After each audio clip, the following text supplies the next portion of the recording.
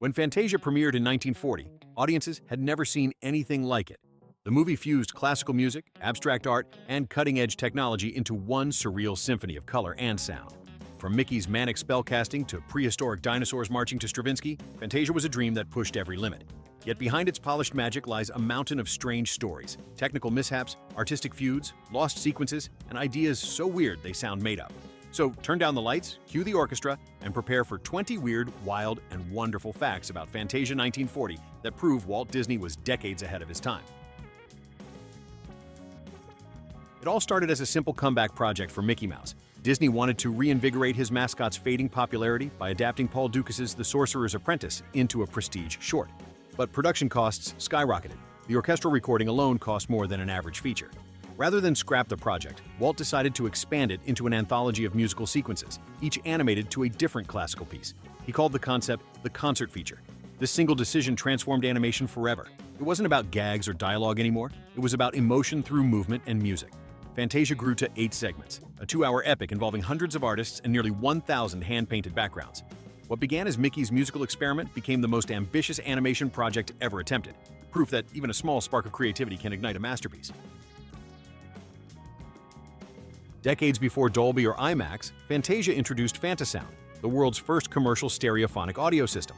Walt's engineers partnered with RCA to build a multi-channel playback rig that could move sound around the theater, violins sweeping left to right, thunder rumbling behind the audience. Each orchestra section was recorded on separate optical tracks, then recombined live using a second synchronized projector controlling audio cues. Operators even rode volume levers like musicians, shaping each performance uniquely per show. It was revolutionary and ruinously expensive. Only 13 theaters in the US could afford the equipment, and each required rewiring. But Walt didn't care about profit. He cared about immersion. Modern audio engineers still credit Fantasia as the ancestor of stereo mixing and theater surround design. Without Fantasound, movie sound would have stayed flat far longer. Rather than open nationwide, Fantasia debuted as an exclusive roadshow engagement. The first premiere, November 13, 1940 at New York's Broadway Theater, was a red carpet gala, more like an opera than a cartoon screening. Audiences wore tuxedos, received printed program booklets, and were greeted by the sound of a live orchestra tuning before the curtains rose. Each screening included an intermission and overture, and tickets cost nearly double a regular film. Critics hailed it as the concert film of the century. Though some parents were confused, there were no jokes, no talking animals. Well, except one, frantic Sorcerer's Apprentice. Walt insisted this upscale rollout would make audiences treat animation seriously. He was right, though it also limited profits. Still, imagine sitting in 1940, velvet seats shaking from Fantasound thunder. Would you have paid extra for that experience? Comment below and hit like if you'd have dressed up for Disney's wildest night. To give Fantasia artistic credibility, Disney recruited world-famous conductor Leopold Stokowski of the Philadelphia Orchestra. Stokowski not only arranged the music, but also appeared on screen, dramatically silhouetted against glowing colors as he shook Walt's hand, a symbolic pact between classical music and animation.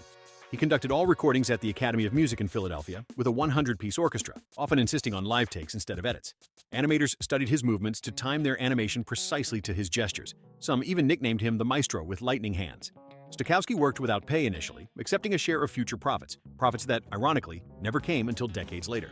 His collaboration made Fantasia the first film to credit an orchestra as a starring role, blurring the line between cinema and concert hall. The film's opening toccata and fugue in D minor almost didn't happen. Executives feared audiences would be confused by a non-story sequence of shapes, lights, and shadows. But Walt fought for it, saying it would teach people how to listen. Animators combined live-action silhouettes of the orchestra with experimental color abstractions, arcs of light, dissolving lines, musical explosions, decades before modern music visualizers. They filmed light reflections off water, double-exposed violins, and overlaid airbrushed cells to mimic the feeling of sound itself. When it premiered, some viewers applauded while others muttered, "Is the cartoon broken?" Yet history vindicated Walt's gamble. Fantasia opened the door for visual music films, inspiring everything from early MTV videos to Disney's own Fantasia in the 2000s. The Sorcerer's Apprentice segment, starring Mickey Mouse and the Enchanted Broom Army, was so expensive that it exceeded the budget of Snow White's entire water animation department. Each ripple and splash was hand-painted. The illusion of cascading water required dozens of transparent cell layers. Mickey's redesign, rounder eyes, smaller pupils, and softer movements was meant to convey genuine emotion rather than slapstick. Animators Frank Thomas and Ollie Johnston said the sequence saved Mickey's soul by making him an actor again. Unfortunately, the short's cost, over $125,000, massive for 1938, forced Disney to turn it into a feature centerpiece. The gamble nearly sank the company, but it also birthed Fantasia, proof that sometimes you have to flood the studio to float a masterpiece. Dance of the Hours, featuring tutu-clad hippos and elegant crocodiles, wasn't just comic relief, it was a serious study in ballet choreography. Animators invited professional dancers from the Ballet Russe de Monte Carlo to perform each movement, filming their routines for reference. The animators exaggerated the dancers' grace onto improbable bodies, hippos pirouetting with surprising poise, ostriches flapping like prima ballerinas. Director Wilfred Jackson described it as beauty through absurdity. The gag worked because the animation followed a real dance rhythm. Every spin aligns perfectly with Ponchielli's tempo. Walt himself laughed so hard during screenings that he insisted it stay intact despite skeptical executives. Today, it's remembered as one of the earliest examples of believable cartoon physics, where weight, timing, and elegance coexist in pure harmony. The Rite of Spring sequence was groundbreaking for another reason. It visualized the birth of the Earth through to the extinction of dinosaurs, years before Jurassic Park, Disney's. Artists consulted real paleontologists from the American Museum of Natural History to ensure accuracy. They studied fossilized skeletons, clay models, and even early stop-motion dinosaur shorts. The resulting animation, set to Stravinsky's ferocious score, was terrifyingly realistic for its time. Audiences in 1940 gasped at the T-Rex versus Stegosaurus battle. Some children reportedly cried in theaters. Stravinsky himself hated the adaptation, calling it terribly simplified, but Disney didn't mind. The scene proved that animation could be epic, violent, and grand. The film's finale, pairing Mussorgsky's Night on Bald Mountain with Schubert's Ave Maria, scared early audiences stiff. The towering demon Chernabog, animated by Vlad Titla, was so sinister that censors considered cutting it entirely. Titla studied Bela Lugosi's movements for reference, but ultimately performed the poses himself, shirtless, in front of a mirror, to capture true power.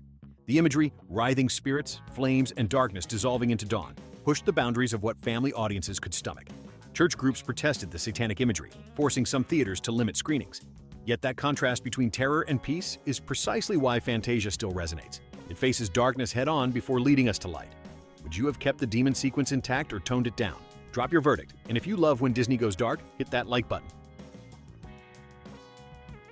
Fantasia used the Technicolor 3-strip process, but Disney pushed it beyond safe boundaries. Effects animators layered as many as 9 color exposures per shot, so many that the camera occasionally jammed from the heat. To achieve glowing halos and misty auras, artists painted on backlit glass plates or double-printed the film with diffusion filters. Some of these methods had never been tested before and caused chemical burns on the negatives. Yet the payoff was visual magic: shimmering fairies, moonlit waves, and volcanic eruptions that looked like living paintings. Cinematographers still analyze those color effects today as practical masterpieces created entirely without computers. Walt Disney originally envisioned Fantasia as a permanent concert that would evolve indefinitely. Each year, new musical segments would be added while older ones rotated out. In theory, the film would never grow stale. He even commissioned storyboards for unused segments like Debussy's Clair de Lune and Wagner's Ride of the Valkyries. Budget cuts after the film's disappointing box office forced him to abandon the idea, though Fantasia 2000 revived it decades later. This concept foreshadowed the modern cinematic universe model, a living, expanding piece of art rather than a one-off product. Walt, as usual, was simply too early. When the U.S. entered World War II, raw materials like aluminum and magnetic tape became restricted. RCA dismantled most Fantasound systems to salvage metal for military equipment. By 1942, only 2 operational units remained, both stored at Disney Studios. As a result, post-war re-releases of Fantasia used simplified mono soundtracks. It wasn't until 1956 that Disney engineers rediscovered the original optical tracks and reconstructed the stereo mix. The restoration proved that visionary art sometimes survives purely by luck. Without those archived reels, Fantasia might have remained a silent symphony. Initial reviews were mixed. The New York Times called it a gaudy spectacle, while others dismissed it as pretentious. Yet young artists and filmmakers were electrified. A teenage Stanley Kubrick reportedly saw it multiple times. Animator John Lasseter later cited it as his creative awakening. Even non-animation artists, from Jackson Pollock to experimental filmmakers of the 1950s, acknowledged Fantasia's influence on abstract cinema. What critics called self-indulgent was really ahead of its era, a film that treated animation not as children's entertainment, but as a canvas for pure imagination. Decades before Pixar made Easter eggs cool, Disney's animators snuck their own jokes into Fantasia. Look closely in the Pastoral Symphony, and you'll spot baby cupids bearing Mickey-shaped curls. In Dance of the Hours, one crocodile's tail subtly forms the shape of a D for Disney. These weren't accidents. They were morale boosters for artists laboring through endless nights of cell painting. Some even painted self-portraits as centaurs or cherubs. Walt supposedly laughed when he noticed one Cupid that resembled his own mustache but allowed it to stay. Have you ever spotted a hidden Mickey yourself? Drop your favorite one and hit that like button if you love discovering tiny secrets in classic films. One of Fantasia's most colorful segments, the Pastoral Symphony, hides one of Disney's most uncomfortable chapters.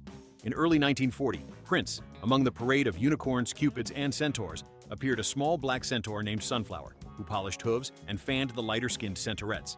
Her design, caricatured features, servant role reflected the racial stereotypes of the era.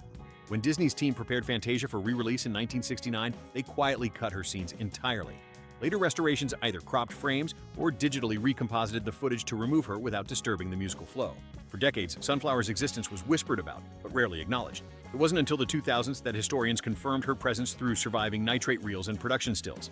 The edits reveal more than censorship. They reflect how culture evolves. In 1940, Fantasia's art team was pioneering color harmony and movement, yet blind to social harm. Today, Disney includes a note of historical context when the film streams, acknowledging these depictions as wrong but vital to remember. It's an uneasy reminder that even groundbreaking art can carry the biases of its time. Progress sometimes means restoring the beauty and confronting the blemishes side by side. To make Fantasia's surreal imagery feel believable, Walt ordered his artists to learn the language of motion. That meant studying the real world frame by frame, how clouds billow, how water rolls, how smoke dissolves. Disney's research department filled an entire warehouse with film reels showing colored ink swirling in tanks, candle flames under varying oxygen levels, and droplets colliding in slow motion. Effects supervisor Cy Young created what might be animation's first physics library. His team cataloged the rate at which paint pigments dispersed in water at different temperatures, so animators could mimic the exact diffusion when creating mist or fire. Many of the cloud scenes in The Sorcerer's Apprentice and Night on Bald Mountain actually trace real footage of vapor filmed in reverse, giving them that eerie breathing quality. It wasn't about copying reality, it was about translating its rhythm. Every wisp of smoke or sparkle of starlight in Fantasia moves with the conviction of nature itself. Walt said it best, "To make fantasy believable, you must start with something true." Music critic Deems Taylor didn't just narrate Fantasia, he legitimized it. In 1940, most moviegoers had never attended a symphony, and Walt feared audiences might feel lost. So he cast Taylor, one of America's most respected classical commentators, to appear between segments and translate the music in friendly language. But here's the twist. Most of what Taylor said was written not by him, but by Disney's own story writers. They spent weeks trying to make Bach and Stravinsky sound conversational, crafting phrases like, "What you're going to see are the designs and patterns that music paints in our imagination." Taylor rehearsed each piece live with Stokowski's orchestra, so his words would align with tempo and mood, essentially narrating to music in real time. Filmed in black tuxedo and soft backlight, Taylor's calm demeanor offered breathing room between chaos and color. He served as a cinematic docent, guiding viewers from abstract soundscapes into mythic worlds without breaking the spell. Without him, audiences in 1940 might have dismissed Fantasia as noise and nonsense. Instead, they got a masterclass disguised as conversation. For all its artistry, Fantasia was a commercial disaster when it premiered. Wartime shipping cut off European markets, and the expensive Fantasound limited U.S. distribution to just 13 theaters. By 1941, the film had earned less than half its $2.3 million cost. Disney's grand experiment had drained his studio's finances and morale. Employees remember the mood as hushed panic. Projects were shelved, layoffs followed, and Walt's ambitious concert feature plan was scrapped indefinitely. It would take almost 30 years and multiple re-releases for Fantasia to make a profit, ironically, thanks to the 1960s counterculture, who rediscovered the film as a psychedelic experience. Posters featured glowing mushrooms and cosmic imagery, and stoned audiences filled midnight screenings to trip with Mickey. That bizarre second life resurrected Fantasia's reputation from flop to masterpiece. By the 1970s, critics re-evaluated it as visionary, not pretentious. Time magazine called it a film that finally found its century. Walt didn't live to see its success, but his experiment outlasted every safe bet Hollywood made that decade.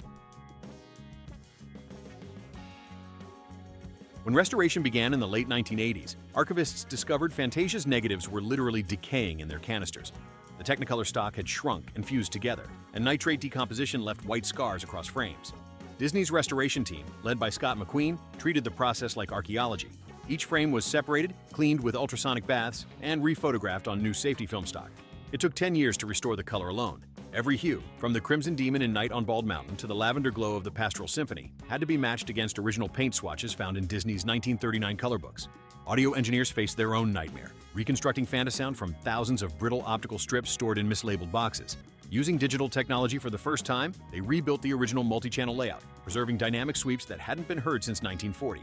When the remastered print premiered in 1990, critics called it a resurrection. The applause lasted minutes. Walt's orchestra had come back to life. To Walt Disney, Fantasia wasn't just a movie, it was proof that animation could express the sublime. He once said, "If music could dream, it would look like this." Every segment, whether thunderous, comic, or serene, was a brushstroke in his quest to blend science and spirit.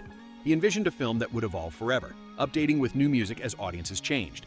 Though the war stopped that plan, the dream resurfaced in Fantasia 2000, fulfilling his concept 6 decades later. The sequel's premiere in IMAX theaters symbolically closed the loop between Walt's 1940 experiment and modern technology. Today, Fantasia stands as the bridge between eras, hand-painted art meeting digital sound, myth meeting math, vision meeting risk.